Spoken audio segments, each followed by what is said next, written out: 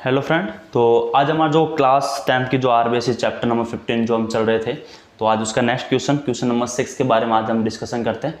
देखते हैं इस क्वेश्चन में क्या दिया हुआ है और आपको क्या फाइंड आउट करना है। ओके, तो मैथ में बस इतना सी है, गिवन क्या है और आपको फाइंड आउट क्या करना है। अगर ये पता चल जाए तो मैथ बहुत ईजी होने वाली है। ओके, तो चलिए स्टार्ट करते हैं। गिवन है the circumference of a circle, the circumference of a circle is equal to perimeter of a square, है ना। मीन्स एक आपको सर्किल दे रखा है। ओके, अगर हम यहाँ सॉल्यूशन की बात करें तो आपको बड़ा सिंपल सा, देखो ये आपके पास क्या गिवन है, सर्किल। तो इसका जो आपका सर्कमफ्रेंस है ना, इसका जो आपका सर्कमफ्रेंस है वो आपके इक्वल है आपके स्क्वायर के, है ना। स्क्वायर मीन्स जिसकी आपको चारों साइड क्या होगी बेटा, इक्वल होगी, उसके पेरीमीटर के क्या है आपके इक्वल है। ये आपके पास गिवन है। देखो अगर आप देखोगे यहाँ फॉर्मूला, तो जो सर्कमफ्रेंस का जो फॉर्मूला है वो आपका 2πr होता है। क्या होता है, 2πr। और अगर पेरीमीटर की बात करें स्क्वायर की, अगर इसको मैं ए साइड लेट करूँ तो ये कितना हो जाएगा आपका 4 इंटू साइड मीन्स 4 इंटू ए हो जाएगा। तो ये दोनों आपके पास क्या है, इक्वल है। मीन्स यहाँ अगर आपको आर की वैल्यू फाइंड आउट करनी है तो आपके पास ए की वैल्यू होनी चाहिए, या अगर आपके पास ए की वैल्यू फाइंड आउट करनी है तो आपके पास आर की वैल्यू होनी चाहिए, क्योंकि दो इधर वेरिएबल है जिसकी एक की वैल्यू तो आपको हर क्वेश्चन में गिवन ही होगी।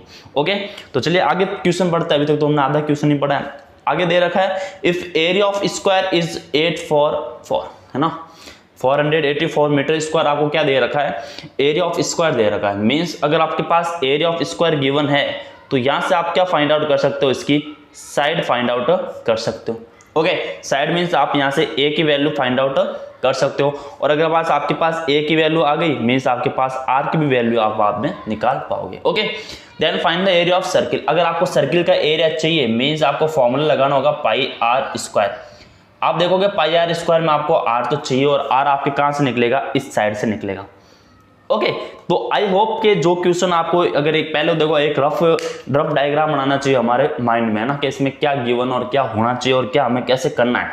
तो देखो सर्कमफ्रेंस ऑफ सर्किल और पेरीमीटर, आपका स्क्वायर का पेरीमीटर दोनों इक्वल गिवन है। दोनों का फॉर्मूला एक बार सामने आपके माइंड में होना चाहिए कि जो 2πr होगा एक्चुअल में वो 4 इंटू ए के इक्वल होगा, है ना। मीन्स अगर आप आगे भी क्वेश्चन नहीं पढ़ते हो तो आपको इतना सा अंदाजा यहाँ पे होना चाहिए कि 2π और 4 ये दोनों तो कांस्टेंट वैल्यू है।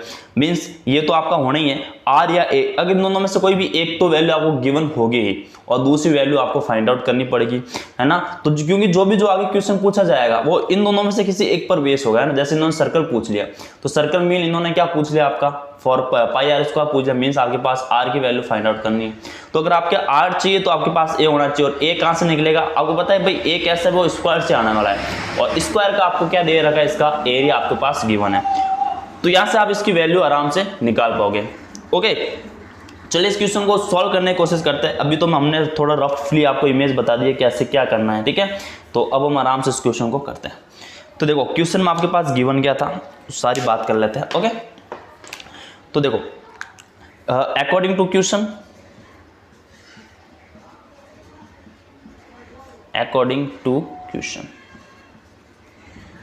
ये हम लिख सकते हैं गिवन, है ना। एरिया सॉरी मैं शॉर्ट में लिखूंगा। Okay, circumference of a square, circumference of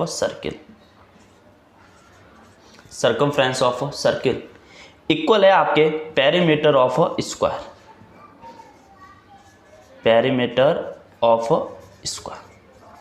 okay. तो इतनी सी बात तो बेटा आपको गिवन ही है कि सर्कमफ्रेंस ऑफ सर्किल और पेरीमीटर ऑफ स्क्वायर आपके क्या है, इक्वल है। ओके, मींस 2πr इक्वल है बेटा आपका 4a के। तो ये तो बात आपको गिवन ही है कि 2πr है वो आपके 4 इंटू ए के क्या है बेटा, इक्वल है। ओके, अब हम आगे बात करें कि इसमें आगे क्या हो सकता है।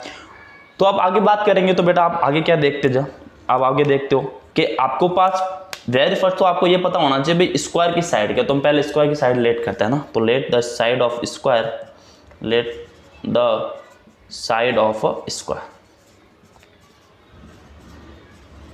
क्या लेट कर लेते हैं आपके ए मीटर, है ना। हमने अगर ए लिख ही दिया तो हमें ए मीटर, ठीक है, ये ए मीटर हमने क्या किया, इसकी साइड लेट की। तो आप मुझे बताओ इसका पेरीमीटर ऑफ सर्किल कितना हो जाएगा, आपको गिवन ही, हम डायरेक्ट एरिया लिख देते हैं ना। तो एरिया ऑफ सर्किल कितना हो जाएगा, एरिया ऑफ सर्किल।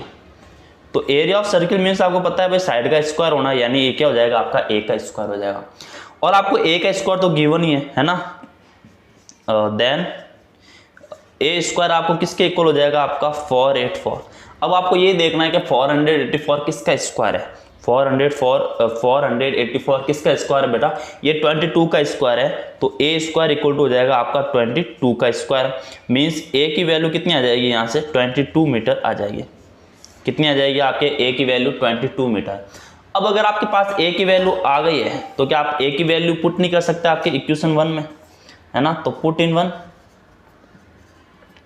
तो जो आपके ए की वैल्यू है आपको क्या करना है, इक्वेशन नंबर 1 में आपको पुट करना है। तो फिर क्या आ जाएगा आपका, ये हो जाएगा 2 पाई आर इक्वल टू 4 इंटू 22। तो यहाँ से अगर आपको पास आर की वैल्यू चाहिए तो ये हो जाएगा 4 इंटू 22 डिवाइड में आ जाएगा 2 पाई। ओके, तो पाई की वैल्यू भी आपको पता होगी क्या हो जाएगा, तो पाई की वैल्यू हो जाएगी आपके 22/7 मीन्स 22 है ना, इंटू में कितना आ जाएगा आपका 7।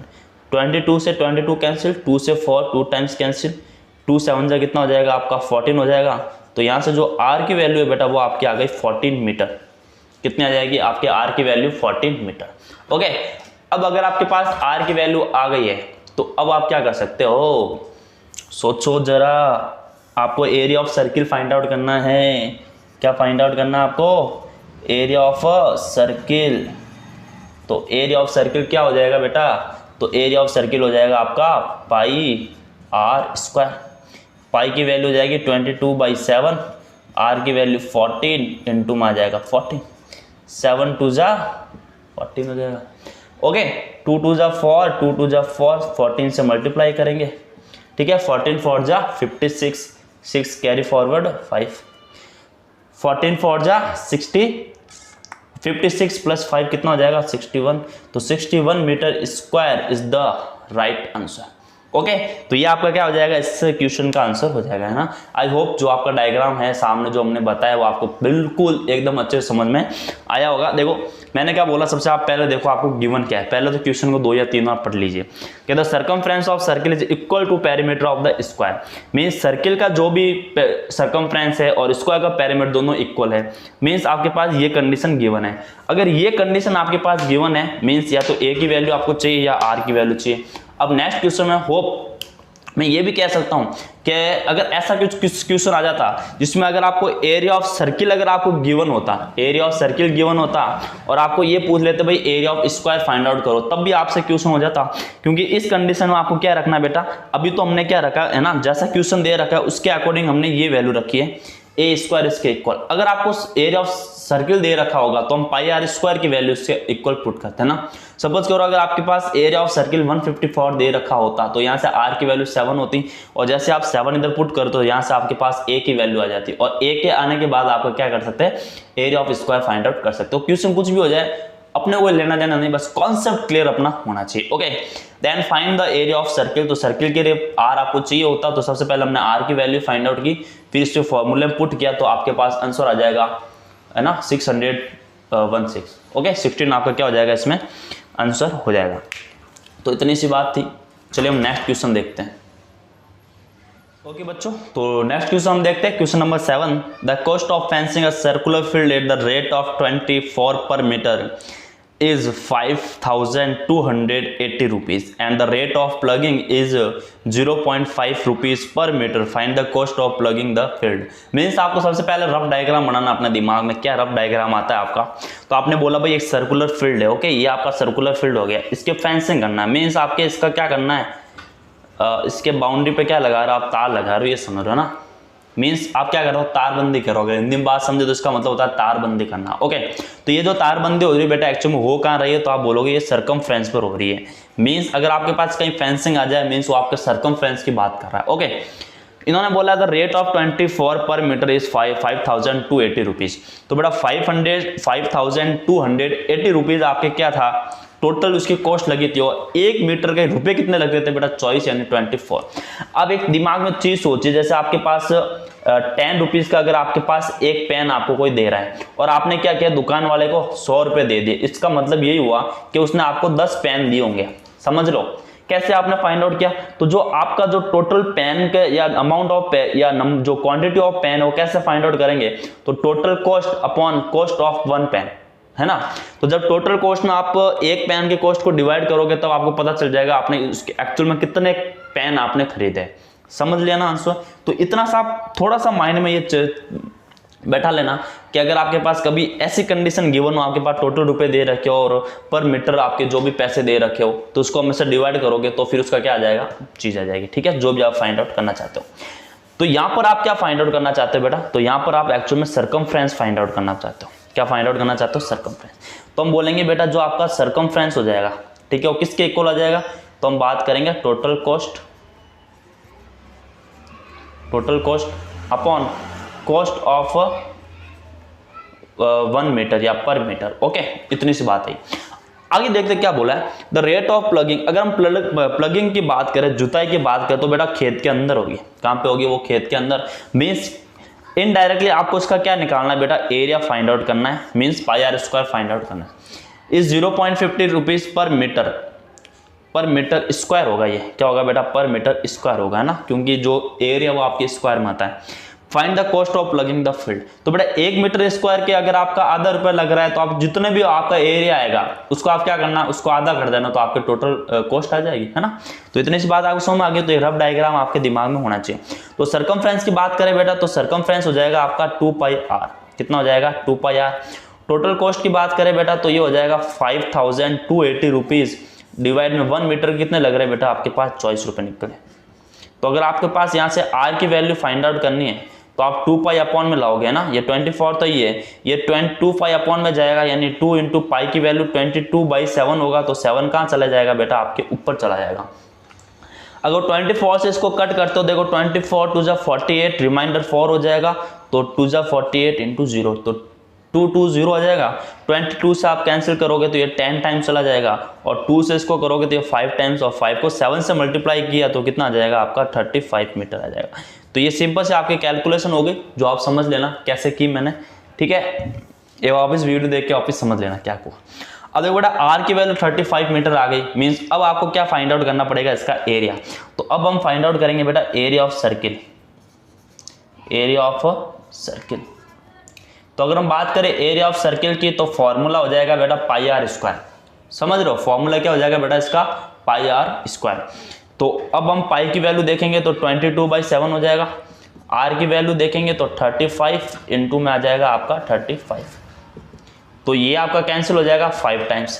5 को मल्टीप्लाई किया तो ये 110 इंटू में हो जाएगा बेटा आपका 35। ओके, मल्टीप्लाई करेंगे 0, 35 1 जा 35 का 5 3 फॉरवर्ड 35 और 3 कितना हो जाएगा 8। तो इतने मीटर स्क्वायर क्या आ जाएगा, यानी 3850 मीटर स्क्वायर क्या आएगा बेटा आपका इसका एरिया आ जाएगा। अब आप देखोगे rate of 1 metre square, rate of 1 metre square is कितना है बेटा आपके पास 0.50 रुपीज है ना, मीन्स 1/2 रुपीज है। कितना है बेटा 1/2 रुपीज। एक्चुअल में आपके पास है कितना, अगर हम बात करें कि एक्चुअल में आपके पास है कितने मीटर स्क्वायर, तो आपका जितना भी उसको उससे मल्टीप्लाई करोगे तो आपका आ जाएगा। ओके, तो रेट ऑफ 3850 मीटर स्क्वायर, तो इसका आपको निकालना है, तो इसको आप क्या कर लेना बेटा, हाफ से मल्टीप्लाई कर देना, यानी आपको उसकी वैल्यू हाफ ही तो करनी है। आप देखो 38 का हाफ कितना हो जाएगा 19, और 50 का हाफ कितना हो जाएगा 25। तो इतने रुपीज़ आपका क्या हो जाएगा, आंसर हो जाएगा। तो प्लगिंग करने के यानी उसका जुताई करने के इतने रुपये आपके लगेंगे।